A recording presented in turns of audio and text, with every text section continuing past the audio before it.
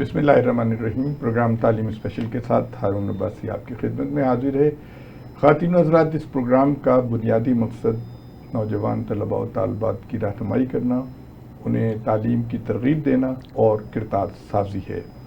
ہم اس پروگرام میں ایسی شخصیات کو مدعو کرتے ہیں جنہوں نے زندگی کے مختلف میدانوں میں بہت ترقی کی اور نام کمایا، اور آج بھی ہمارے جو مہمان ہیں بہت مشہور و معروف اور باوقار شخصیت ہیں، جناب پروفیسر محمد یوسف عرفان صاحب. بہت شکریہ یوسف صاحب، آپ کا بھی پروگرام میں شکریہ. تشریف لائے.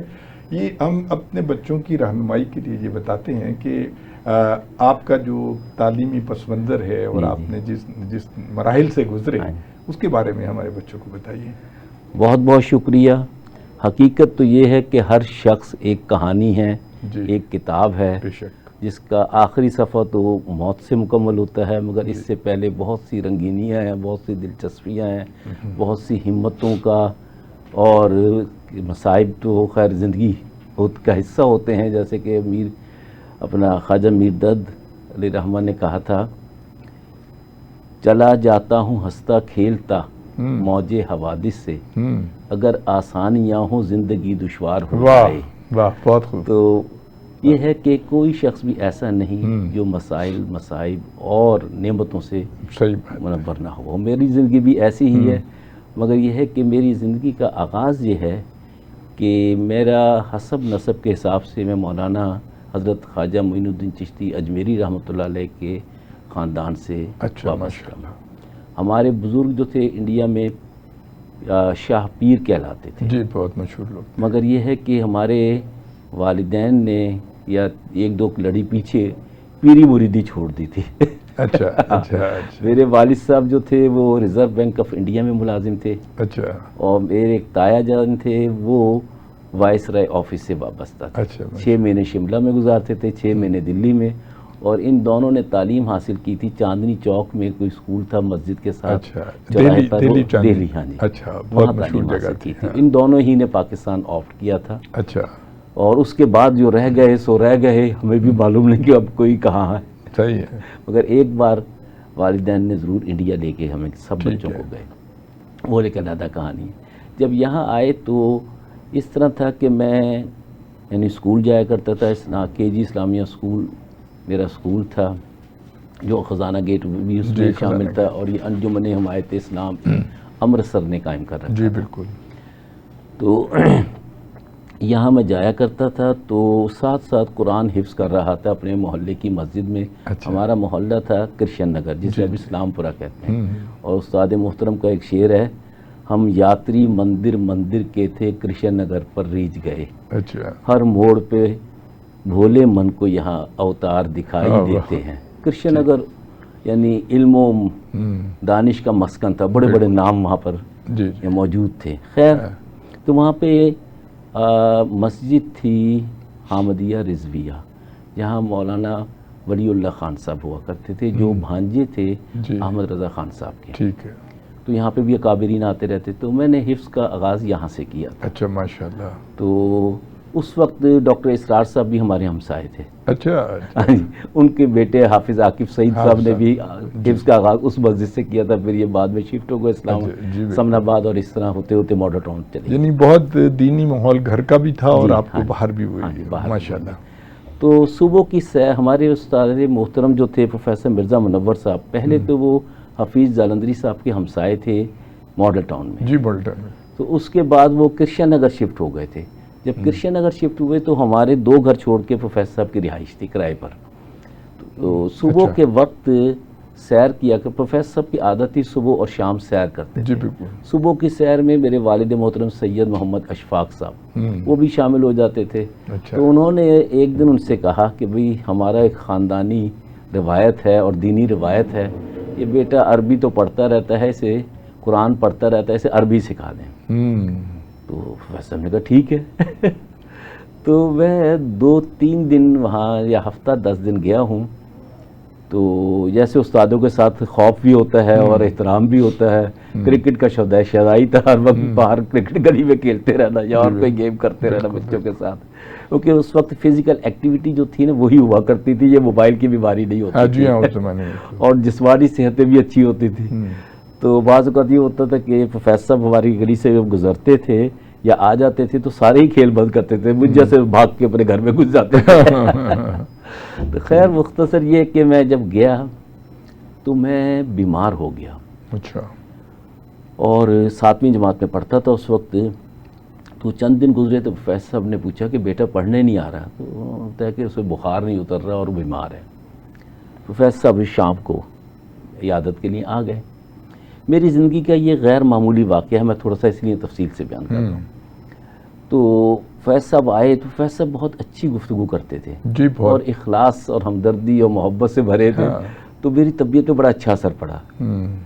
تو جب جانے لگے تو میں نے کہا جی پھر کب آئیں گے؟ کہتے بیٹا صبح آ جاؤ گا سیر کے بعد۔ اچھا اچھا۔ تو میں جب تک بیمار رہا وہ صبح شام میرے پاس آیا کرتے تھے، اور پھر یہی نہیں تھا کہ اب کسی بڑی محفل میں بھی ہوتے تھے تو کہتے بھی ٹائم ہو گیا میرا بیٹا انتظار کر رہا ہے۔ اور بڑے شفقت والے لوگ تھے۔ تو بعض اوقات ان کے دوست آ جاتے تھے کہ اس بیٹے کو ہم بھی تو دیکھیں کون جس کا یہ اطراع۔ یہ الگ بات کہ یہ ہمارے کیونکہ ہمیں سرکاری سہولتیں میسر تھیں، اسپیشلسٹ ڈاکٹر گھر آ کے چیک کر رہے تھے اور ڈائگنوز نہیں ہو رہا تھا۔ تو فیض صاحب نے انہیں ڈاکٹر صاحب کو 1-2 بار سمجھایا کہ آپ اس اینگل سے دیکھ لیں، یہ دیکھ لیں۔ وہ کہتے ڈاکٹر میں ہوں یا آپ؟ اچھا اچھا۔ بخار بخار اترتا نہیں تھا، ایک دن پروفیسر صاحب جلال بھی آ گئے، اچھا، کہتے آپ ڈاکٹر ہو گئے حاذق، ہم حاذق مریض بھی ہیں اور حاذق مبصر بھی ہیں کہ آپ اس اینگل سے کیوں نہیں چیک کرتے بچے کو؟ تو وہ پھر تھا کہ وہ پلوریسی کی طرف جا رہا تھا، نمونیا بگڑ رہا تھا۔ خیر مگر طبیعت میری بہتر ہوئی تو میں اب اداس رہنے لگا کہ میرے سارے ساتھی تو پیچھے آگے نکل جائیں گے، میں پیچھے رہ جاؤں گا۔ تو استاد محترم نے کہا بیٹا گھبراؤ نہیں، تم اپنے انہی لڑکوں کے ساتھ داخلہ دو گے اور میٹرک کرو گے۔ ٹھیک ہے۔ تو میں تھوڑا سا خوش ہو گیا۔ جب طبیعت سنبھلی تھوڑی سی تو میں پروفیسر صاحب کے گھر جا کے پڑھنے لگا۔ اچھا۔ تو عربک کی کتابیں شروع کر دی۔ ان دنوں ڈاکٹر اسرار صاحب بھی وہیں پر تھے تو آتے تھے، پھر وہ بعد میں چلے گئے تھے خیر علاقہ چھوڑ کے۔ تو اس دوران میں پروفیسر بہت مہمان نواز تھے اور اسٹوڈنٹس کا بھی بہت خیال رکھتے تھے، مجھے بہترین کافی پلانا اور چیزیں کھلانا پلانا، اور سردی ہے تو مجھے 1-2 چادروں میں لپیٹ دینا۔ اور اسی طرح میں نے زندگی میں پہلی بار حفیظ جالندھری صاحب کو ان کی محفل میں دیکھا اور ان کے جملے مجھے آج تک یاد ہیں۔ ایک تو انہوں نے دیکھا کہ یہ بڑے پیار سے پروفیسر اسے پڑھا رہے ہیں، تو مجھے انہوں نے اس طرح نظر ڈالی جیسے کسی بکرے قربانی کے بکرے پہ ڈالتے ہیں، ان کا مزاج تھا ایسا۔ اچھا۔ تو میں اس پر خوش کہ میں شان ترانہ خالق پاکستان جو ہے وہ میرے سامنے ہے، شاہنامہ اسلام کے شاعر میرے سامنے ابو الحسن حفیظ جالندھری، ہم تو کوئی تصور بھی نہیں کر سکتے تھے۔ تو میں اسی میں خاموشی کے ساتھ بیٹھا تھا تو پھر فیض صاحب کی طرف اشارہ کر اے کون ہے گا، اسی طرح بے تکلفی سے انہوں نے کہا جی میرے دوست دے بیٹے نے تھے، اس طرح ہو گیا۔ اچھا پھر دیکھا مجھے کہتے تیرے نال پتر استادی ہو گئی، تیرے نال استادی ہو گئی۔ اب میری سمجھ میں نہیں آیا، مجھے پتہ لگ گیا تھا کہ بچے کو کیا، یعنی آپ کی گفتگو سے میں اس نتیجے پہ پہنچا ہوں کہ آپ کو اوائل عمر میں ہی ایسی اعلیٰ شخصیات سے ملنے کا موقع ملا جن کو آپ رول ماڈل کہہ سکتے ہیں۔ اچھا، یہ پھر انہوں نے ایک جملہ جو کہا نا، کہتے بیٹا ابھی آپ چھوٹے ہو، آپ کو نہیں پتا آپ کی بیماری ایک رحمت تھی۔ ٹھیک ہے۔ پروفیسر صاحب جیسا آدمی آپ کو اتنا وقت دے رہا ہے تو آپ جب بڑے ہوگے تو کیا کچھ بنو گے، ہم تو ترستے ہیں پروفیسر صاحب ہمیں شاگرد بنا لیں۔ بہت بڑی بات ہے۔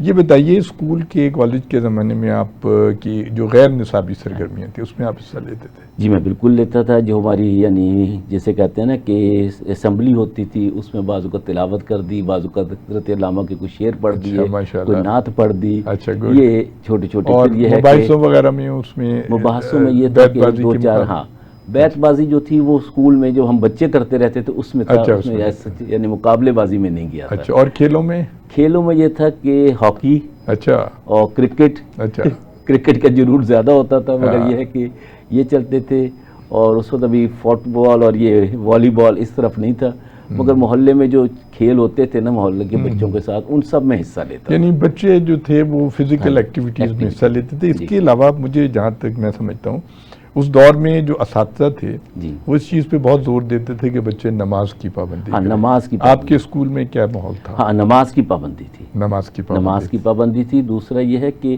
میں کیونکہ پھر ساتویں سے ڈائریکٹ میں نے میٹرک کا امتحان دیا تھا۔ اچھا اس دوران میرے جو موقع ملا پروفیسر صاحب کی وجہ سے وہ اکابرین کے ساتھ تھا۔ میاں امیر الدین صاحب آئے تو انہوں نے کہا جی آئندہ اس بچے نو نال لے کے آنا جی میری محفل ہے۔ وہ اتوار کے دن سارے احباب جمع ہوتے تھے۔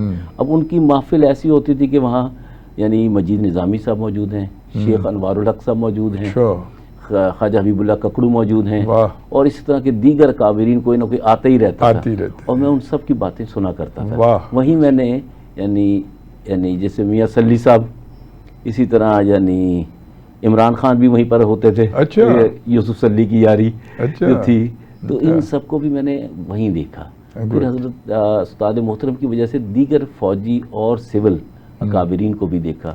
پھر پروفیسر صاحب کا احترام جو تھا وہ یہ تھا کہ اگر کسی کو ڈانٹ دیا ہے تو خاموشی سے سر کہہ کے چپ ہو گئے، خواہ وہ وزیر ہو، خواہ وہ ہائی کورٹ کا جج ہو، خواہ وہ یعنی فوجی ہو۔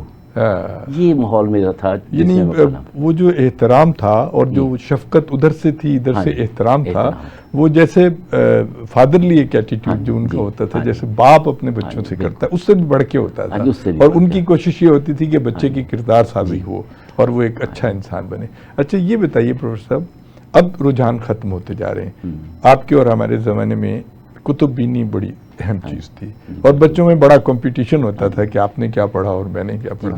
اب یہ ذوق کچھ ختم ہوتا جا رہا ہے، آپ کیا اس کی وجوہات؟ ہاں یہ ہماری بدقسمتی ہے، اور حقیقت یہ ہے کہ جو کتابیں میں نے اس دور میں پڑھی تھیں وہ اب تک مجھے ازبر ہیں۔ کیا بات! اور ان کے نقش میرے ذہن میں ہیں۔ پھر یہ ہے کہ مجھے نسیم حجازی صاحب سے پروفیسر صاحب کی وجہ سے ملنے کا بھی اعزاز حاصل ہے۔ اچھا، ان کی کتابیں ہم نے بچپن میں ہاں بڑی زبردست کتابیں ہوتی تھیں، کیا بات ہے۔ اسی طرح عنایت اللہ صاحب کی ہوا کرتی تھی داستان ایمان فروشوں کی، یا اس طرح کی، ہمیں اپنی تاریخ سے جوڑے رکھنے کے لیے ہمارے اساتذہ بہت کام کرتے تھے۔ بالکل، 7ویں تک ہمارے اساتذہ کا بھی یہی حال تھا۔ اس کے بعد میرے استادوں کا روپ بدل گیا۔ پروفیسر صاحب تھے، پروفیسر صاحب کے ایک بہت بڑے عزیز دوست تھے جو بعد میں سر راہ نوائے وقت میں لکھا کرتے تھے، پروفیسر محمد سلیم صاحب جو صدر شعبہ عربی اور اسلامیات رہے گورنمنٹ کالج لاہور میں، اس سے پہلے شیخ پورہ کالج میں پرنسپل رہے۔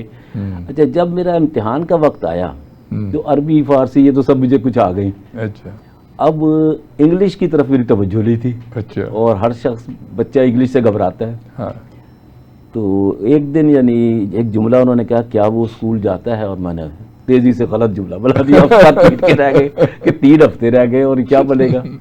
مگر یہ دیکھیے کہ ہمدردی اور میریکل کیا ہوتے ہیں۔ پروفیسر صاحب نے بھی کہا یہ انگلش فیل ہو گیا تو رہ جائے گا۔ پروفیسر سلیم صاحب نے ذمہ داری لی کہ میں نے روڈس ٹھیک کرانا ہے۔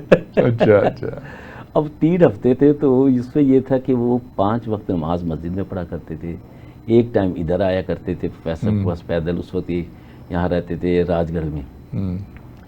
میں نے ان کے گھر جانا ہے، راستے میں انہوں نے مجھے پڑھانا ہے، میں نے وہ سب کچھ لکھنا ہے، پھر ان کے گھر جانا ہے، مغرب کی نماز کے بعد چیک کرانا ہے، پھر عشاء کی نماز کے بعد، پھر فجر کی نماز کے وقت، کالج جانے سے پہلے وہ۔ مگر یہ ہے کہ جب میں نے انگلش کا بھی پیپر دیا تو میری اچھی 2nd ڈویژن تھی۔ واہ بڑی بات ہے ماشاء اللہ۔ اس زمانے میں آپ کو یاد ہوگا پروفیسر، کتابوں کے علاوہ جو اخبارات تھے، امروز اخبار تھا، جنگ اخبار تھا، کوہستان تھا، اس میں بہت بڑے بڑے لوگ لکھنے والے تھے، تو وہ بچے جو پڑھتے تھے تو ان کی آٹومیٹیکلی زبان بھی اچھی ہو جاتی تھی، لکھنا بھی آ جاتا تھا، تعلیم و تربیت ایک بچوں کا اس میں تربیت کا وہ ایک حصہ تھا۔ اور پھر اتنے جیسے کہ آپ نے جن شخصیات کا نام لیا، یہ بڑی بات ہے۔ اب یہ ختم ہوتا جا رہا ہے۔ اب دیکھیے جب سے پرائیویٹ سیکٹر میں آیا ہے ہماری تعلیم، تو چھوٹی چھوٹی کوٹھیوں میں کھل گئے، چھوٹے چھوٹے کمروں میں اب وہ گراؤنڈ نہیں رہے، وہ پارک نہیں جہاں بچے کھیلا کرتے تھے۔ پھر خوراک جو آ گئی ہے آپ کو پتہ ہے، یہ برگر چرگر آ گئے۔ اب بچہ اسکول جاتا ہے، اس کے بعد وہ اکیڈمی چلا جاتا ہے، 8 بجے وہ واپس آتا ہے، وہ موبائل میں بیٹھ جاتا ہے۔ اب مجھے یہ بتائیے کہ جو سوشل میڈیا ہے، اس سے ہمارے ہاں بڑا ہیجان پیدا ہو گیا ہے، بچوں کی فرسٹریشن میں اضافہ ہو گیا ہے، وہ تمام چیزیں جو اس عمر کے لیے سوٹ نہیں کرتی ہیں، اور وہ سب بچے سب کچھ دیکھ رہے ہیں اور اچھی چیزوں کی طرف نہیں جا رہے۔ اس کا کون ذمہ دار ہے؟ ماں باپ ہیں، اساتذہ ہیں، معاشرہ ہے، کون ہے اس کا؟ اس میں اگر ایک حرف میں کہیں تو ہمارا مقتدر اشرافیہ ہے جو رنگ برنگ کے روپ اختیار کر کے حاکم بنتا ہے۔ ٹھیک ہے۔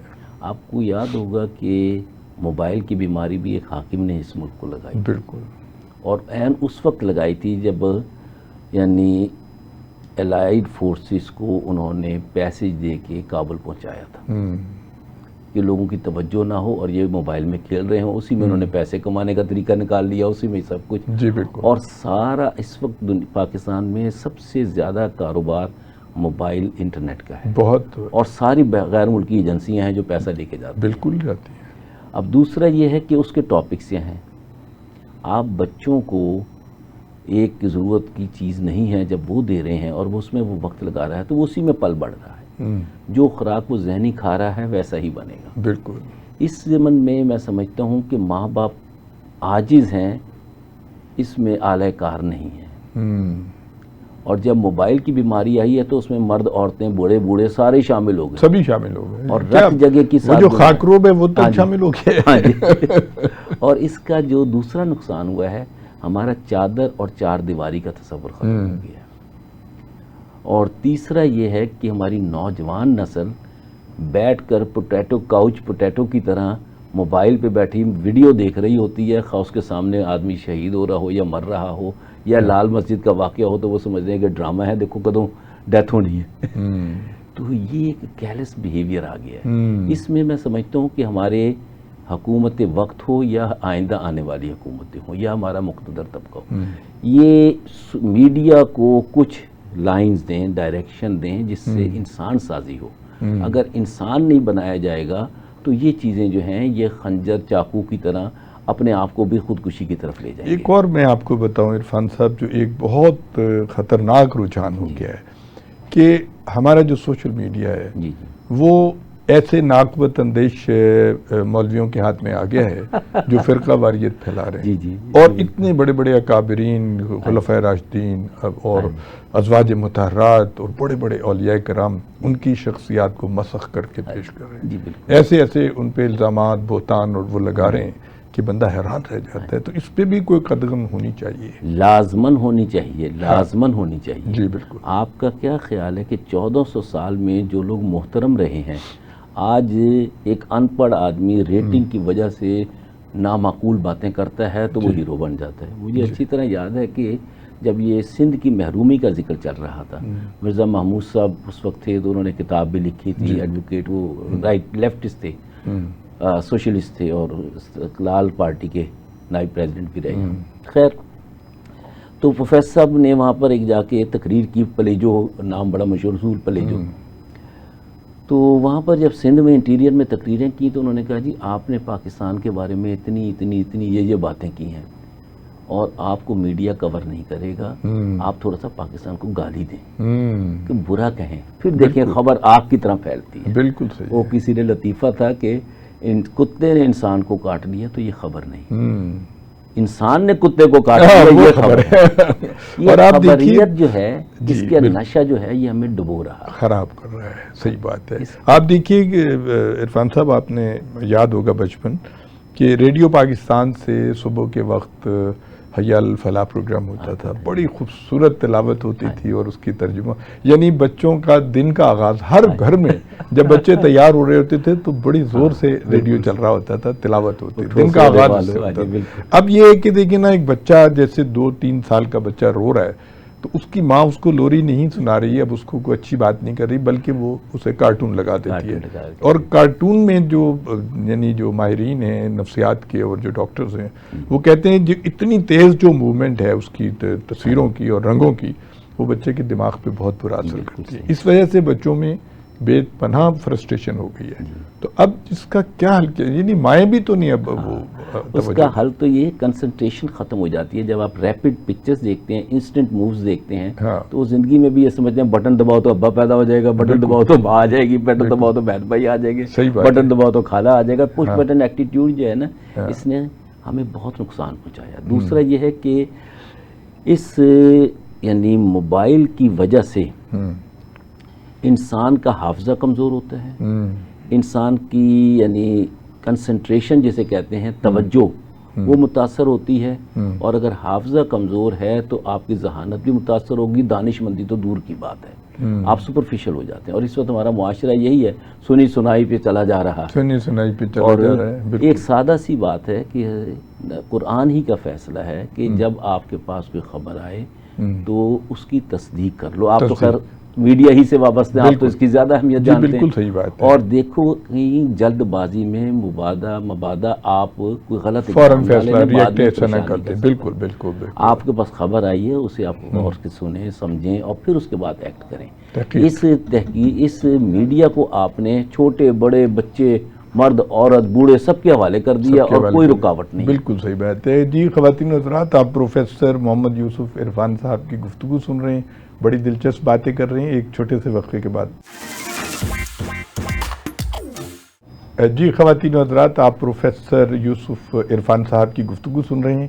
یوسف صاحب بڑی یعنی ہمہ جہت شخصیت ہیں. انہوں نے بہت سی کتابیں تسلیم کی ہیں، بہت سے مضامین لکھے ہیں مختلف موضوعات پہ انہوں نے، اور بہت سے تراجم بھی کیے ہیں انگلش سے. انہیں اردو، فارسی، انگلش، پنجابی تمام زبانوں پہ الحمدللہ انہیں جو ہے پورا عبور حاصل ہے.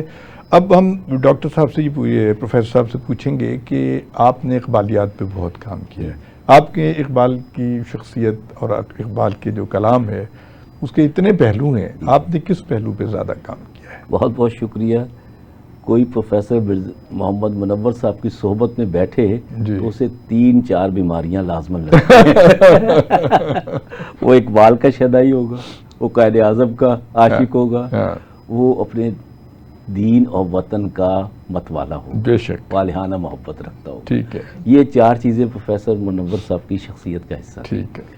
اور حضرت علامہ سے لگاؤ کا تو یہ عالم ہے کہ میں نے گورنمنٹ کالج میں جب داخلہ لیا تو پہلا جو کمپٹیشن تھا وہ کمپٹیشن تھا اقبال کی خود ہی کے کانسیپٹ پہ.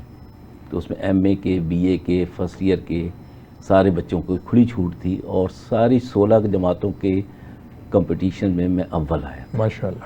اور وہ خود ہی کا تصور تھا. واہ، یہ ذرا بتائیے، بڑا اچھا آپ نے ٹاپک چھیڑا ہے. ہمارے بچوں کو یہ بتانا بہت ضروری ہے، بچے بڑے کنفیوز ہیں. ان کو بتائیے کہ خودی کا فلسفہ ہے کیا اصل میں؟ خودی کا فلسفہ سادہ الفاظ میں یہ ہے کہ خود شناسی. خود شناسی. خود شناسی کیا ہے کہ آپ جب اپنے آپ کو پہچانتے ہیں کہ آپ ہیں کیا، آپ کی باڈی کیسے بنی، ٹھیک ہے، آپ کے اندر یہ ان دیکھے الفاظ کون بول رہا ہے، ٹھیک ہے، اور پھر جب آپ اس طرف جاتے ہیں خود شناسی کی طرف تو لا محالہ خدا شناسی کی طرف سبق آتا ہے. جیسے حضرت اپنا قرآن میں لکھا ہے کہ نحن اقرب من حبل الورید، کہ شارک سے ہماری شاہرک سے بھی قریب ہے. شاہرک تو نظر آ جاتی ہے، اسے تو آپ کاٹ بھی دیتے ہیں. بالکل. یہ اس سے قریب کیا ہے؟ یہ بیسیکلی ہمارا وہ دم ہے، وہ ہماری روح ہے، وہ ہماری احساس ہے جو ہمیں زندہ رکھتا ہے. اب جب خود شناسی، خدا شناسی، تو پھر اس کے بعد جو آتا ہے مرحلہ وہ کائنات کی شناسی کا آتا ہے، دنیا کی شناسی کا. مگر اس کے لیے حضرت علامہ نے جو مقرر کیا تھا کہ اگر آپ خود شناسی کرتے ہیں، فقد عرف ربہ، فقد عرف نفسہ، فقد عرف ربہ، جس نے اپنے نفس کو پہچانا اس نے اپنے رب کو پہچانا. سبحان اللہ. تو جب اس طرف مرحلے میں آتے ہیں تو آپ ایک ان دیکھے خدا کی طرف جاتے ہیں. جیسے حضرت ابراہیم علیہ السلام ان دیکھے خدا کی طرف گئے تھے. لا احب الافلین. سورج دیکھا کہہ دیا کہ نہیں، چاند دیکھا کہہ دیا، تارے دیکھے کہہ دیا، آگ دیکھی کہ بجھ جاتی ہے. تو میرا اللہ جو ہے وہ تو ہمہ وقت جاگنے والی چیز ہے، اس کو تو اونگ بھی نہیں ہے. واہ. تو جب آپ اس طرف آتے ہیں تو پھر اللہ نے خود اپنا راستہ بتایا کہ میرے قریب ہونے کا کیا راستہ ہے. تو حضرت قائد علامہ فرماتے ہیں کہ اس راستے کو اپنانا وہ خود شناسی، خدا شناسی اور خود گیری ان راہوں پر لے کے جاتا ہے. تو اس وقت آپ کائنات کے یعنی بہترین فرد بنتے ہیں، اور کائنات کا بہترین فرد جو ہے وہ نبی محترم صلی اللہ علیہ وسلم ہے. ان کے اسوہ حسنہ اور اللہ کی شناخت یہ خودی کا اول و آخر ہے. واہ. اور جو یہ سمجھتے ہیں ان میں غیرت بھی آتی ہے، ان میں حمیت بھی آتی ہے، ان میں احساس بھی آتا ہے، اور ان میں اولاد آدم سے محبت کا پہلو بھی آتا ہے. وہ ظالم چنگیز خان کی طرح یا موجودہ یعنی عالمی حکمرانوں کی طرح ظالم، مفسد، فسادی نہیں ہوتے. یعنی اگر ہم تاریخ کو اٹھا کے دیکھیں اور جو ہمارے صحابہ کرام رضوان اللہ اجمعین تھے، انہوں نے لاکھوں میل دنیا فتح کی، اور ان کا جو احساس تھا اللہ پہ یقین کامل تھا، اور وہی خودی کا فلسفہ ان کے اندر تھا کہ خود بینی اور خود کا احساسیت۔ مجھے اب بھی یعنی آپ کی اس خود بینی سے خیال آیا کہ جب آدمی خود بھی ہوتا ہے تو خدا بھی ہوتا ہے، اور جب یہ پتہ ہو کہ you are accountable for your deeds, what you do you will be rewarded accordingly, if it is good you will be rewarded positively, if it is otherwise you will be given the punishment because someone is hurt by you۔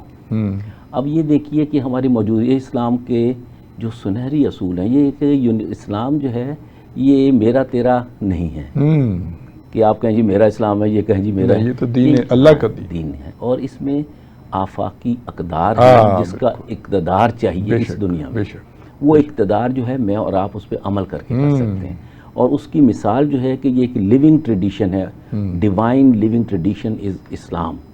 اب اگر ہم دو میں مثالیں دوں گا اس کی، کہ جب جنگیں ہوتی ہیں تو غیظ و غضب بہت شور پر ہوتا ہے، یہاں پر یعنی ملا عمر کی حکومت تھی افغانستان میں، امریکہ کہہ رہا تھا کہ ہمارے کوئی 9 یا 11 افراد تم نے قیدی کر لیے ہیں، مرد عورتیں، تمہاری اتنی جرأت کیسے ہوئی، یہ بندے ہمارے حوالے کرو۔ انہوں نے کہا یہ ہمارے قانون کے خلاف ورزی کر رہے تھے، اس کا حساب ہم خود ہی کریں گے، ہماری عدالتیں کریں گے۔ انہوں نے بندے دینے سے انکار کر دیا، مگر جب یعنی افغانستان پہ حملہ ہوا تو ملا عمر جو تھے اور ان کی انتظامیہ نے کہا کہ اب انہوں نے ہمارے بچے مارے ہیں، ہماری عورتیں ماری ہیں، ہمارے علاقے برباد کیے ہیں، ہمیں غیظ اور غضب ہے، غصہ ہے ان پر، ممکن ہے کہ غصے کی حالت میں ہم انصاف نہ کر سکیں، ہم فی سبیل اللہ انہیں رہا کرتے ہیں۔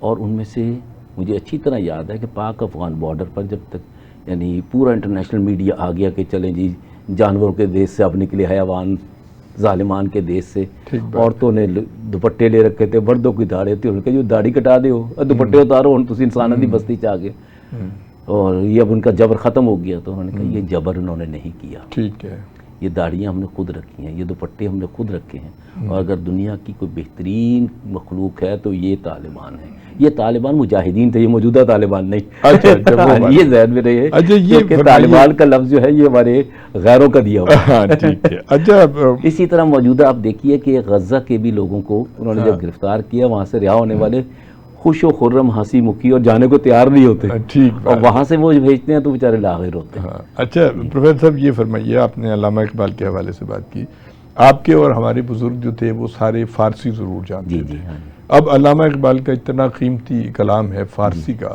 جو کہ ایران، افغانستان اور پورے سینٹرل ایشیا تک اور پاک و ہند میں جو ہے وہ بہت پڑھا جاتا ہے، سب کچھ ہوتا ہے، لیکن ہماری نوجوان نسل کو اس کا کچھ پتہ نہیں ہے۔ آپ کیا سمجھتے ہیں اسکولوں کالجوں میں کچھ یہ ابتدائی طور پہ تو جیسے ہم بچپن میں تھے ہمیں پتہ تھا کہ شیخ سعدی کے گلستان اور بوستان پڑھائی جاتی تھی بچوں کی، اب وہ یہ سب ختم ہوتا جا رہا ہے، اس سے یہ میں سمجھتا ہوں کردار سازی میں اس کی بڑی اہمیت ہے کہ اگر علامہ اقبال کے کلام کو پڑھا جائے تو۔ گلستان سعدی جو ہے وہ ویسٹ میں بائبل کہلاتی تھی، وہ تو بعد میں انہیں پتہ لگا کہ ایک مسلمان کی لکھی ہوئی کتاب ہے۔ دوسرا یہ ہے کہ اس ضمن میں ایک اگر لفظ کہا جائے کہ آپ اردو زبان کی حفاظت کریں گے تو فارسی بھی لوٹ آئے گی اور عربی بھی لوٹ آئے گی۔ اردو زبان کی حفاظت یہ نہیں ہے کہ میں اور آپ اردو میں بات کر رہے ہیں، ابھی ہم مودی کو بلاتے ہیں وہ بھی ہم سے اردو میں بات کرے گا، امیتابھ بچن جو دین اسلام کا سخت دشمن ہے، مسلمانوں کا سخت دشمن ہے، وہ بھی اردو ہی میں بات کرے گا۔ تو اردو میں بات کرنے کا مطلب یہ ہے کہ اردو کا رسم الخط بحال کیا جائے، وہ قرآنک ہے۔ جب گاندھی جی سے پوچھا جاتا تھا کہ وہ کہتے تھے ہم اردو کے شدائی ہیں، اردو ایک لوکل پروڈکٹ ہے، نیٹو لینگویج ہے، تو مگر یہ ہے کہ اس کا رسم الخط بدل دیں۔ ہم نے اس میڈیا، سوشل میڈیا کی وجہ سے رسم الخط خود ہی بدل دیا جو انگریز بھی نہ کر سکا، ٹھیک ہے، اور تحریک پاکستان کا جو آغاز ہوا تھا وہ زبان ہی سے ہوا تھا۔ بالکل ہمارے یہ ساری چیزیں اقبال، اگر آپ یہ دیکھیے کہ اگر آپ کی زبان بدل گئی تو آپ اقبال سے کٹ گئے، صحیح، آپ کی آئیڈینٹی ختم ہو جاتی ہے، آپ اپنی تاریخ سے کٹ گئے، اپنے تمدن سے کٹ گئے، اپنے دین سے کٹ گئے، بالکل کٹ جاتے ہیں، جو 4-5 ہزار سال سے ہندوستان کے اندر ان ٹچیبلز کہلاتے ہیں، ان کے آگے مختلف نسلیں ہیں، کس قومیں ہیں، اور یہ تقریباً ہندو آبادی کا 85% ہے، اور ان کا ایک پہلا جملہ یہ ہے کہ we are not Hindus, we are born in Hindu culture and we don't die as Hindus. ٹھیک ہے. یہ تو یہاں پہ لوگوں کو پتہ ہی نہیں. اور اس کے لیے انہوں نے مسلمانوں سے مدد بھی مانگی تھی. قائد اعظم علامہ اقبال اور مسلم لیگ نے مدد دی، دیگر لیڈرز نے بھی مدد دی. بالکل. مگر یہ ہے کہ پاکستان بننے کے پھر بس ادھورا رہ گیا وہ سبق. خیر مختصر یہ ہے کہ انہوں نے یہ کہا کہ ہمیں کیسے، ہم نیٹو رولرز ہیں اینشنٹ انڈیا کے، ہمیں انہوں نے کیسے مجبور کیا 4 سے 5 ہزار سال کی غلامی میں. سب سے پہلے ہماری زبان چھینی تو ساتھ ہی انہوں نے اولڈ اینشنٹ سنسکرت اسکرپٹ کے نام پر ہمارا اسکرپٹ لے لیا. ٹھیک. ہمارے ہیروز بدل گئے، ہماری تاریخ بدل گئی، ہمارا تمدن بدل گیا. یہ انڈینائزیشن اور ہندوائزیشن یا گلوبلائزیشن کے نام پر ہو رہا ہے. ہمیں سب سے پہلے اپنی اردو زبان اور اردو رسم الخط بحال کرنا چاہیے. جب یہ بحال ہوگا تو آپ اقبال کے بھی قریب ہوں گے، آپ قائد اعظم کے بھی قریب ہوں گے، تحریک پاکستان کے بھی قریب ہوں گے. اس کے بعد جو دوسری چیز ہے کہ پاکستان ایک اسلامی ریاست ہے، مگر یہاں پر اسلامی نظام الحمدللہ ابھی تک نہیں آیا. اب اس کا سبب کیا ہے؟ یہ تو نظام کے لیے بنا تھا. اب نظام کی تبدیلی کے لیے جب کہتے ہیں تو کہتے نہیں جمہوریت بڑی چنگی ہے، جی پارلیمانی نظام بڑا اچھا ہے، نہیں جی صدارتی نظام اچھا ہے. آپ خود الحمدللہ ایک بہت بڑے دینی گھرانے سے ہیں اور ایک بہت بڑے یعنی علمی گھرانے سے ہیں. دین اسلام میں کیا یہ پیوند کاری چل سکتی ہے؟ دین اسلام تو بذات خود کمپلیٹ کوڈ آف لائف ہے. ہم یہ پیوند کاری چھوڑیں، ہم اپنا ایک رویہ اپنائیں. اور نظام کی تبدیلی تکلیف دہ ضرور ہے، مگر آپ کی یہ چھوٹی چھوٹی محبتیں اور چھوٹے چھوٹے ہیروز جو ہیں نا، یہ بھی آپ کو چھوڑنے پڑے گا جو ہمیں جان سے زیادہ عزیز ہو چکے ہیں. اچھا پروفیسر صاحب، آپ نے بالکل شروع میں فرمایا کہ حضرت معین الدین چشتی رحمۃ اللہ علیہ کے خانوادے سے آپ کا تعلق ہے، تو یہ قدرتی بات ہے کہ آپ کو تصوف سے دلچسپی جو ہے وہ تو آپ کے خون میں شامل ہے. علامہ اقبال نے جو کہا تھا کہ میراث میں آئی ہیں انہیں مسند ارشاد، زاغوں کے تصرف میں عقابوں کے نشیمن. آج کل جو ہم پیر فقیری دیکھ رہے ہیں اور جو میڈیا کو جو استعمال کر رہے ہیں، انہوں نے تو انتہا کر دی ہے. یعنی کوئی پیر صاحب دلہن بن کے بیٹھے ہوئے ہیں، کسی نے کچھوا پالا ہوا ہے، کسی نے موٹر سائیکل پہ، عجیب و غریب صورتحال. اس سے نوجوان نسل کہتی ہے یہ کیا بکواس ہے، وہ تمسخر اڑاتے ہیں یعنی. لیکن ان کے ماننے والے بھی آپ کو ہزاروں مل جائیں گے. اور وظائف جو آج کل آتے ہیں کہ جی یہ وظیفہ آپ 3 منٹ پڑھ لیں تو دروازے توڑ کے فرشتے جو ہیں وہ صبح کو آ جائیں گے کروڑوں روپے لے کے. یعنی یہ اسلام کی بہت غلط انٹرپریٹیشن ہو رہی ہے. تو آپ تصوف کے حوالے سے بات کیجئے کہ اصل میں تصوف ہے کیا؟ بیسیکلی تو آپ نے کہا کہ زاغوں کے تصرف میں ہے. مگر یہ ہے کہ یہ جو گدی نشین ہے ان کے بارے میں کہہ رہا ہوں، یہ تو اس وقت بھی بگڑے ہوئے تھے جو رکاب کے تھے، سب نے پاکستان تحریک پاکستان کا ساتھ دیا تھا. اور آگے یہ ہے کہ جس طرح نبوت وراثت میں نہیں ملتی، اس طرح اللہ کا ولی ہونا بھی، جسے آپ ولایت کہہ لیں، ولایت کا میں لفظ اس لیے اوائڈ کر رہا تھا کہ بعض مذہب میں یہ پورا علیحدہ ہی کانسیپٹ ہے. صحیح ہے، اس لیے میں اس طرف نہیں جا رہا تھا. اللہ کا ولی ہونا بھی وراثت میں نہیں ہے. کیا آپ دیکھیے کہ بڑے لوگوں کے نام اللہ ماشاءاللہ بعض گھرانے ہوتے ہیں جو 2 نسلوں تک چلتے ہیں، تیسری نسل بگڑ جاتی ہے. ٹھیک ہے. میں اب سید زادہ ہوں، میرے بچوں کو اگر سید زادہ ہونے کی وجہ سے بعض یہاں پر یعنی قبولیت یا برتری یا افضلیت حاصل ہو جائے گی تو وہ بے وقوف ہیں جو محنت کریں گے. بالکل بالکل. جبکہ ان اکرمکم جو نذرانے وصول کرنے شروع کرتے ہیں، ان اکرمکم عند اللہ اتقاکم. سورۃ الاخلاص کا معنی بھی نہیں جانتے جو ہر نماز میں ہم پڑھتے ہیں. اللہ کا کوئی لاڈلا نہیں گا. اللہ گناہ گاروں کو بھی معاف کر دیتا ہے، باغیوں کو نہیں کرتا. بالکل صحیح بات. اور ہم لوگ جب دین کے نام پہ یہ کام کر رہے ہیں تو ہماری سزا بھی بہت زیادہ ہے. دین کے ساتھ یہ کھلواڑ بند ہونا چاہیے، بند ہونا چاہیے. یہ گفتگو جو ہے، یہ انداز جو ہے، یہ ان کو سب کو محنت پہ انہیں بگار پہ لگائیں. یعنی ان بڑوں کو، پیروں کو جو صاحب دل ہوتے ہیں، میں ان کی بھی ابھی آپ کو مثال دوں گا جو میں نے پروفیسر منور صاحب کی وجہ سے دنیا کے بہترین افراد سے مجھے ملنے کا اتفاق ہوا اور غیر معمولی افراد سے. ٹھیک بات. اب وہ لوگ تو یعنی اتنے سادہ رہتے تھے کہ سادگی سے باہر ہی نہیں نکلتے تھے. کوئی ذکر کر دے تو مانتے ہی نہیں تھے کہ ہم ہیں. صحیح بات ہے. یعنی اب یہاں پر ایک باقاعدہ گدیاں بن گئی ہیں. اور ہمارے استاد محترم کا ایک جملہ ہوتا تھا کہ ابھی تک وہ احمق پیدا نہیں ہوا جس کو اپنے حصے کے احمق نہیں مل جاتے. آپ ادھر اس کا ایک چھوٹا سا بات ہے، سیر الاولیاء میں ایک کہانی ہے کہ ایک صاحب علم صاحب دل بزرگ اسکالر وہ بغداد کی گلی سے گزر رہے تھے تو کھا رہے تھے، سر راہ کھانے کو منع کیا ہے، یہاں پر فوڈ سٹریٹس بنتی ہیں تو کسی نے دیکھا، انہوں نے کہا حضرت آپ یہ خلاف شرع کام کر رہے ہیں، سڑک پر کھا رہے ہیں. کہتے بھی نہیں سڑک پہ تو نہیں کھا رہا. کہتے یہ تو بہت انسان ہے جن کے سامنے آپ کھا رہے ہیں، اور کہتے یہ انسان تو نہیں ہے. کہتے جی پھر آپ غلطی کر رہے ہیں. انہوں نے کہا جو میں نے کہا ہے وہ صحیح کہہ رہا ہوں. انہوں نے کہا یہ کیسے؟ کہتے ابھی دیکھو میں ذرا چوراہے پہ چبوترے پہ کھڑے ہو گئے. انہوں نے کہا لوگوں میری بات سنو، جمع ہو. اور وہاں پہ ایک جم غفیر جمع ہو گیا. انہوں نے کہا آج میں تمہیں جنت کا راستہ دکھاتا ہوں. وہ لوگ اور زیادہ خوش ہو گئے. انہوں نے کہا جدی زبان نک نو چھو جائے گی وہ جنتی ہے. واہ، سب نے کام شروع کر دیا. صحیح بات ہے، بالکل صحیح کہتے بات کہ دین اسلام تو شعور کا نام ہے. شعور کا نام ہے. آپ نے معاشرتی طور پر انہیں شعور بھی دیا ہے کہ نہیں؟ ہم اس شعور سے محروم ہیں. پھر دوسرا یہ ہے کہ میں اس دنیا میں ایسے افراد سے ملا ہوں جو انتہا درجے کے غیر معمولی تھے. ٹھیک ہے. اور اسی طرح ایک صاحب پروفیسر صاحب کے دوست تھے، تو وہ انڈیویجولی بڑا ان کا روحانی اثرات تھے. اچھا، روح غیر مسلموں کے پاس بھی ہوتی ہے جس کو تصوف اور یہ سب چیزیں، کیونکہ کمبینیشن ہے انسان. اور حضور اللہ تعالیٰ کا فرمان ہے وَنَفَخْتُ فِيهِ مِن روحی. غیر مسلم میں بھی وہی روح ہے، مگر یہ ہے کہ وہ اسلامائز نہیں ہے، لہٰذا اللہ کے قریب نہیں ہے. ٹھیک ہے. اب جب یہ یعنی کسی کا منظر دیکھا، کسی کو کچھ دیکھا، تو استاد محترم نے ان سے کہا کہ یہ قومی ملی کام میں بھی تو آپ اثر لا سکتے ہیں.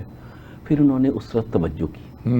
انہیں سب سے زیادہ ڈاکٹر نذیر احمد قریشی صاحب تھے، بڑے ہی محبت والے آدمی تھے. اتنے سادہ آدمی مجھے اور آپ کی طرح وہ رہتے تھے، خوش لباس تھے، خوش خور تھے، اور پھر یہ ہے کہ خوش گفتار بھی تھے. واہ.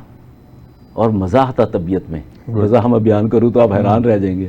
کسی کو کچھ پڑھنے کو بھی نہیں کہتے تھے. اب ان کی کیفیت یہ تھی کہ انہوں نے کہا جی ذرا ویکھو ذرا KGB والے کی کرتے پہ اپنے ڈے CIA. اب وہ عجیب و غریب کہانیاں چلنا شروع ہو گئی. روحانی سفر تو اس طرح ہے نا، بود منزل نصبت تر سفر روحانی.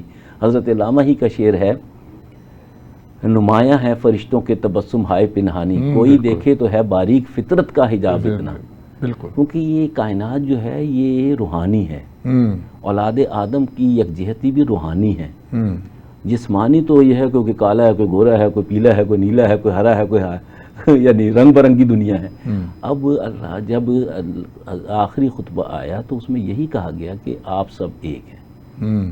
کسی کا کالے کو گورے پر، گورے کو کالے پر فخر نہیں. یہاں پہ ریشلزم بھی چلتا رہتا ہے. خیر ان صاحب کو جب اس طرف لگایا تو غیر معمولی چیزیں انہوں نے اس قوم کو دیں، کنٹریبیوشن کی. اکابرین ان کے پاس پھر کہ جی ایذرا معاملہ. مگر یہ کہ ذاتی زندگی سے جب آپ باہر نکلتے ہیں تو وہ قومی زندگی میں یہ روحانی معاملات خاصا اثرات ڈالتے ہیں. اور میری اپنی زندگی کے اتنے عجیب و غریب واقعات ہیں کہ اگر میں وہ بیان کروں تو ایک لمبا دفتر ہے جو غیر معمولی واقعات سے بھرا پڑا ہے، اور یعنی جس کا تصور بھی نہیں میں کی سکتا. میں ایک چھوٹی سی مثال دیتا ہوں. میں جب میٹرک کا امتحان دینے جاتا تھا تو 7ویں کا بھاگا ہوا بچہ وہ یعنی تو تیاری کر رکھی تھی. پیپر مجھے آتا بھی تھا، ایک پیپر تھا. تو ڈاکٹر نذیر قریشی صاحب کا کہنا تھا کہ پتر جس ویلے جائیں گا نا تو دعا کر دیں، طے کر دیں، پڑھ کے نا سیدھا میرے کو آ جائیں. تو میں ایک پیپر گیا تو 3 گھنٹے کا تھا. 2 گھنٹے میں ایک ٹوٹا ہوا روشن دان دیکھتا رہا، قلم ہی نہ چلے میرا. خیر پھر میری توجہ میری بحال ہوئی تو میں کر لیا. اب میں ان کے پاس گیا، کہتے یوسف پتر اج میں مریضاں چ پھس گیا سا، توجہ نہیں ہوئی تو روشن دان ہی ویکھدا رہ گیا. اب یہ کیا چیزیں ہیں؟ ٹھیک ہے. یہ اس طرح کی غیر معمولی چیزیں ہیں جن کو ہم زندگی سے نکال نہیں سکتے. یہ ہماری قومی زندگی میں بھی ہیں. یہ جو حالات آج ہو رہے ہیں، یہ ایک بار اسی طرح اللہ کے ولی سے اللہ دوست تھے پروفیسر صاحب کے، مرزا منور صاحب کے، تو انہوں نے کہا کہ یہ کچھ ہمیں بھی سکھا دیں. انہوں نے کہا جی چھوڑو جی یہ کام. آپ اگر بہت ساری چیزیں پہلے جان جائیں گے تو آپ کی ذمہ داری اور تکلیف بڑھ جائے گی. اس کی انہوں نے اس وقت مثال دی، ابھی باغ کا واقعہ نہیں ہوا تھا. کہتے 35 میں 1900 زلزلہ آیا کوئٹہ میں. آپ کا کیا خیال ہے کہ اہل دل وہاں پر نہیں موجود تھے جن کو نہیں پتا تھا کہ یہ کچھ ہونے والا ہے؟ مجذوب بولتا ہے اس کی کوئی سنتا نہیں. سالک جو ہے وہ دیکھتا ہے تو چپ رہنے کا آپ کو پتہ ہے 2 گھنٹے بعد آپ نے اس زلزلے میں خود بھی مر جانا ہے. تو کہتے کیوں عذاب میں، آپ آزاد زندگی گزاریں، اللہ نے جتنے حواس دیے ہیں اسی میں رہیں. غیر معمولی حواس میں جائیں گے تو تکلیف میں رہیں گے. اسی کی ایک چھوٹی سی مثال ہے، فوائد الفؤاد میں حسن صاحب جو ہیں، انہوں نے خواجہ حسن صاحب، انہوں نے لکھا ہے کہ ایک شہزادہ جو دکن کا تھا اور اس کا ایک دوست، اسے خواجہ صاحب کی محفل میں، خواجہ نظام الدین اولیاء رحمۃ اللہ علیہ کی محفل میں بیٹھتے تھے، تو وہ کسی کو نہیں کہتے کہ اسلام قبول کرو، وہ لوگ خود کرتے تھے. تو انہوں نے کہا کہ بھئی جب اللہ کا سے قرب پیدا ہوتا ہے تو زمین کے خزانے نظر آتے ہیں اور آسمان کی تجلیات نظر آتی ہیں. تو انہوں نے یہ کہا کہ بھئی اس کا یہ ہے کہ آپ 40 دن اس طرح رہیں گے تو یہ کچھ ہوگا. ایک صاحب کر نہیں سکے، ایک نے کر لیا، انہوں نے کہا جی میں نے کوئی نظر ہی نہیں آیا. تو اس کے بعد وہ جب یہ کہا تو انہوں نے اپنے سینے سے لگایا اور ایک رومال تھا وہ اس سے مسح کیا اس کا. تو اس کے بعد اسے زمین کے خزانے نظر آنا شروع ہو گئے، تجلیات نظر آنا شروع ہو گئی. تو انہوں نے کہا یہ سب کیسے، کیا ہے؟ انہوں نے کہا اس وقت زنگ زیادہ تھا. کشف المحبوب کا مطلب بھی یہی ہے. تو فقط یہ ہے کہ جب وہ چلنے لگے تو اسے سانپ نیچے نظر آ رہا تھا، اس نے آگے قدم رکھنا چھوڑ دیا. تو لوٹ کے وہ ساری صلاحیتیں واپس دی گئیں کہ نارمل انسان رہنا سب سے بڑی کامیابی ہے اور شریعت کے مطابق رہنا اس سے بڑی کامیابی ہے. بہت اچھی بات ہے. خواتین و حضرات، آپ پروفیسر محمد یوسف عرفان صاحب کی گفتگو سن رہے تھے. کیونکہ پروگرام کا وقت ختم ہونا چاہتا ہے، ہم آپ سے اجازت چاہیں گے. بہت شکریہ پروفیسر صاحب، آپ ہمارے پروگرام میں تشریف لائے، بہت انفارمیٹیو باتیں کی. یقین ہے ہمیں کہ ہمارے بچوں کو بہت سی رہنمائی ملی ہوگی. بہت شکریہ.